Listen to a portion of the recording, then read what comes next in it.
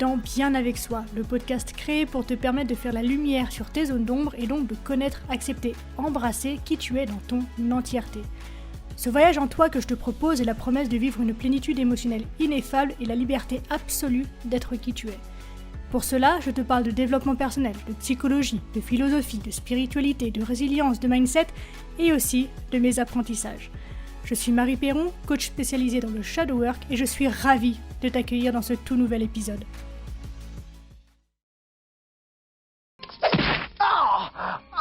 Tu es devenu fou. Tu oublieras vite, c'est du passé. Oui, mais c'est douloureux. Eh oui, le passé, c'est douloureux. Mais, à mon sens, on peut soit le fuir, soit tout en apprendre. Ah, tu vois? Alors, quelle est ta décision?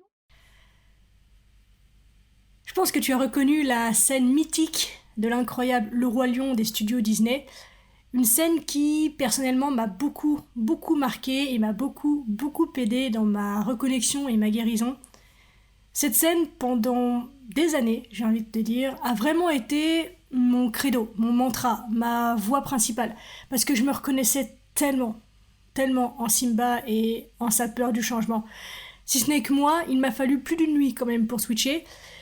Mais bref, l'idée fuir ou apprendre et prendre sa place, c'est une idée qui semble hyper simple, mais qui, personnellement, m'a mise face à une peur, une angoisse énorme, un dilemme, à savoir que si je change et que je laisse aller le passé, il me reste quoi? Qui suis-je en fait? Je suis quoi si je n'ai plus toute cette histoire passée qui me pèse, mais autant qu'elle me rassure puisqu'elle est ce que je suis en fait. Et j'ai compris que notamment derrière cette interrogation se cachait donc une peur immense, à savoir la peur de disparaître ou d'être invisible. Et cette peur a vraiment été un poison pour l'intégralité de mes projets pendant toutes ces années de réflexion, d'analyse et d'intégration et de guérison, de reconnexion, parce que je suis restée bloquée, comme Simba en fait, dans le passé, un sacré bon bout de temps. Et d'ailleurs il continue de me faire un petit coucou de temps en temps, mais j'ai donc eu largement le temps, ceci dit, d'en tirer quelque chose, quelques idées, quelques enseignements et nouvelles perceptions qui m'ont permis de dépasser cet obstacle, qui me retenait donc prisonnière, et c'est ce que j'ai envie de partager avec toi aujourd'hui. La première idée, c'est que chaque matin, lorsque je me réveille, je suis moi. À chaque instant, je suis moi. Peu importe ce qui se passe en fait.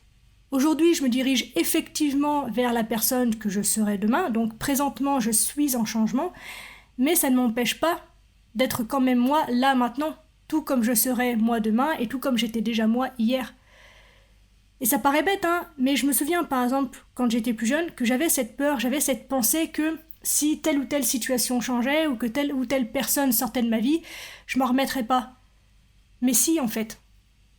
La vie continue et moi, malgré tous ces événements que je ne voulais pas voir se produire et qui se sont produits malgré tout, je suis toujours là. Peu importe la forme dans laquelle je me trouve, bien au carré ou en mode polygone, je suis là.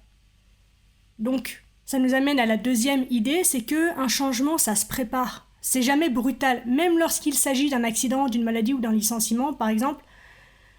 Ça, c'est pas la vie qui se dit « Tiens, je m'ennuie, aujourd'hui, je vais emmerder quelqu'un. Ah tiens, lui, par exemple. » il va se prendre un arbre en rentrant du boulot. Non, c'est pas ça du tout. Un changement, aussi brutal qu'il puisse paraître, ça se prépare des jours, des semaines, des mois, voire même des années à l'avance. Le choc, effectivement, est brutal et soudain, mais le processus, lui, est en marche depuis bien longtemps. C'est un peu comme pour les enfants, on les voit pas grandir et pourtant, chaque jour, ils changent. Et un jour, tu te dis « Ouah, mon bébé est devenu un petit garçon, et mon petit garçon est devenu un homme. » Et ça n'empêche pas qu'il est lui, qu'il a toujours été lui, mais que le changement se produit. Et donc, un changement n'est jamais brutal. Et je pense que dans ma peur de disparaître ou d'être invisible, j'avais cette peur de changement brutal, de si je laisse tout tomber d'un coup, en fait je disparais, mais le tout d'un coup n'existe pas, en fait. Et donc, tu as le temps de t'adapter et d'être simplement toi à chaque étape de ce changement que tu envisages. Troisième idée, c'est que le passé n'est pas dépassé, mais il continue à faire sens pour moi encore aujourd'hui. Et c'est l'interprétation que je vais en faire qui va lui donner une force et une signification qu'il n'a peut-être pas en lui-même en fait. En effet, c'est moi qui, après coup, sélectionne et interprète mes expériences passées et leur donne une importance qu'elles n'avaient pas nécessairement au départ. Et plus je nourris une version de l'histoire que j'ai donc personnellement choisie en fonction de mes expériences, en fonction de mon état d'esprit, en fonction de mon humeur, en fonction de ma douleur, etc. Et plus je la renforce, et plus j'en fais une certitude. Et plus cette certitude est forte, plus j'en fais justement une notion d'identité. Et lorsqu'il s'agit de travailler sur cette identité, et donc de détruire cette identité pour la reconstruire, eh ben, le deuil à faire en fait est immense. Donc simplement garder à l'esprit cette idée que mon histoire n'est rien de plus en fait que l'histoire que je me raconte et qu'il m'appartient à chaque instant de changer ou non cette interprétation et cette histoire que je me raconte. Quatrième enseignement, quatrième idée, c'est que j'ai des souvenirs de mon enfance, de mes premières expériences, et c'est en fonction de ces souvenirs que je construis mon existence présente. Ce que j'ai découvert par le passé n'a pas été oublié, et je sais que c'est grâce à ça, à ce que j'ai vécu, que je suis tel que je suis aujourd'hui, là, maintenant, tout de suite. Que mes choix de vie se soient faits en fonction de mon passé, donc en tirant des leçons de ce que j'ai vécu, ou par opposition à ce même passé pour ne pas revivre des expériences douloureuses, dans tous les cas, c'est mon passé qui conditionne mes choix présents. Et comme je suis la somme de mes choix, aujourd'hui, je suis donc, une fois encore, simplement ce que je suis. Et il n'y a pas de question à se poser sur si je mets ça en place, si je change ça, si j'abandonne ça, si je transforme ça. Il y a beaucoup cette question de quelle personne je vais devenir. Mais la personne que tu vas devenir, c'est juste toi en fait. Et c'est une idée, une fois encore, qui est extrêmement simple, mais qui, moi, m'a tellement apaisé, m'a tellement soulagé et a clairement allégé le travail que je pouvais faire sur moi.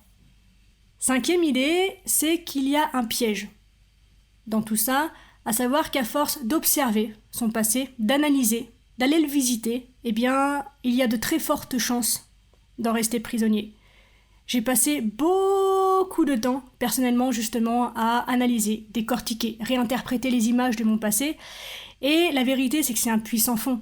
Et si on n'a pas un ancrage sur Terre, dans le réel, qui est solide, l'analyse devient prison. Une prison dans laquelle même les plus grands esprits se perdent finalement, parce qu'on regarde Nietzsche, sa folie vient de là. Il a passé tellement de temps dans l'analyse, donc dans le psychisme et dans le non-tangible, en quelque sorte, qu'il s'est perdu lui-même, malgré l'intelligence dont il pouvait faire preuve. Donc, là encore, je m'inspire de ce célèbre studio donc Disney. Si tu plonges dans le passé, prends garde de ne pas t'y noyer, parce que le risque existe véritablement. Dernière idée que j'ai envie de te partager aujourd'hui, c'est que quand j'abandonne ce que je suis, je deviens ce que je pourrais être. Ce n'est pas de moi, c'est de Lao Tzu, et j'aime beaucoup cette citation parce qu'elle me met face à un paradoxe, et tu le sais, j'adore les paradoxes.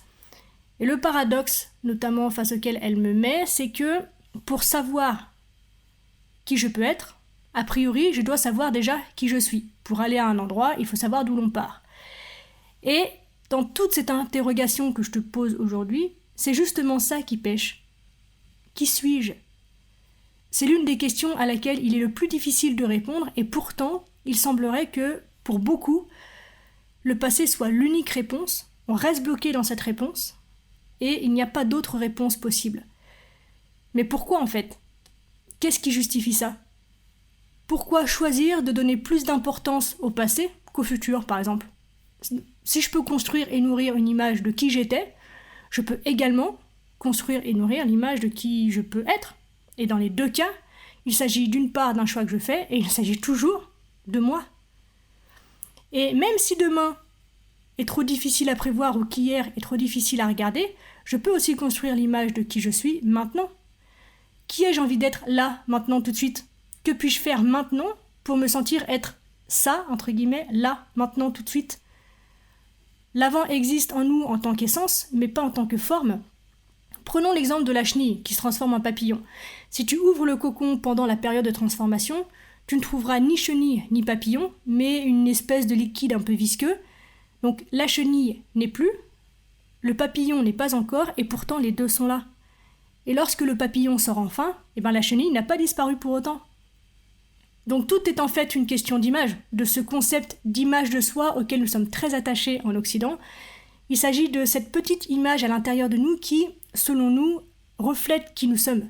Et si Lao Tzu utilisait cet instrument aujourd'hui, il dirait très probablement que nous façonnons notre image de nous-mêmes autant que notre image de nous-mêmes nous façonne. Et si nous cherchons à protéger cette image de soi du monde en ne la laissant jamais interagir avec quoi que ce soit d'autre que nous-mêmes, on atteint finalement un point où notre objectif est de garder l'image de soi constante et figée dans ce que nous croyons être. Et ce faisant, on crée naturellement une image de soi qui nous fait juste geler en fait. Et donc la vie continue et nous on n'avance plus. Donc en brisant les barrières que nous mettons autour de cette image de soi, on peut constater qu'une grande partie de nos capacités et de notre énergie était liée à la protection de cette image de soi. Et en fait, beaucoup d'entre elles peuvent être trop zélées quelque part, s'accrochant fermement à l'image exacte préservée que nous voulons voir. Et je crois qu'à travers cette pensée, Lao Tzu apprécierait que les gens relâchent leur emprise sur eux-mêmes et découvrent à quel point ils devaient devenir ce qu'ils seront simplement en allouant des ressources à des choses autres que la préservation d'une image. Donc voilà pour la petite réflexion du jour que j'avais envie de partager avec toi. C'est une question que j'ai beaucoup en coaching, ce sentiment de se transformer, donc de se perdre dans cette transformation, et je trouvais important de pouvoir réfléchir à ça avec toi. Avant de te laisser avec le jingle de fin, sache que j'ai ouvert un channel Telegram et que si tu as envie de le rejoindre pour qu'on puisse échanger ensemble de manière plus spontanée, de manière plus directe, de manière plus simple aussi, tu peux le rejoindre en cliquant sur le lien qui se trouve dans la description de ce podcast. Et j'ai vraiment hâte qu'on se retrouve là-bas parce que j'aime beaucoup l'ambiance de ce genre de petit regroupement intime. Donc voilà, j'espère que tu nous y rejoindras vite. On arrive déjà à la fin de cet épisode, merci de l'avoir écouté jusqu'au bout. J'espère qu'il t'a plu, si c'est le cas, n'hésite pas à me le faire savoir et à m'encourager en mettant un commentaire ou 5 étoiles sur Apple Podcast ou encore Spotify. Les témoignages, les interactions, ça aide simplement à mettre le contenu en avant et donc à agrandir la communauté et c'est vraiment super important pour moi, donc merci pour ta contribution. Dernière chose, si tu as envie de me poser des questions, d'interagir avec moi ou de me soumettre des sujets que tu aimerais que j'évoque dans ce podcast, n'hésite pas à me le faire savoir en privé sur Instagram, le lien se trouve dans la description. On se retrouve très vite dans un tout nouvel épisode, d'ici là bien sûr, prends soin de toi, sois reconnaissant envers la vie et surtout n'oublie jamais que tu es la personne la plus importante de ta vie et que de ce fait, tu mérites ce qu'il y a de meilleur. Je nous aime, à la revoyure.